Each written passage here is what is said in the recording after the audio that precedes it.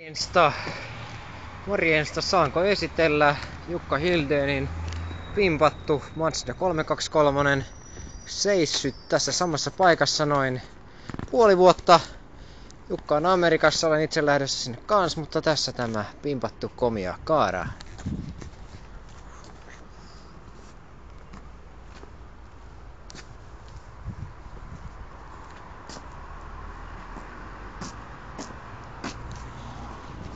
Komiaa.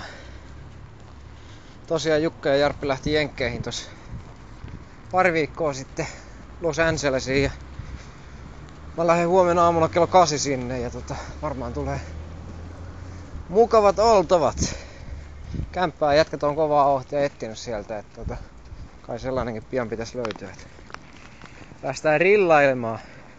Ei mitään, nähdään taas.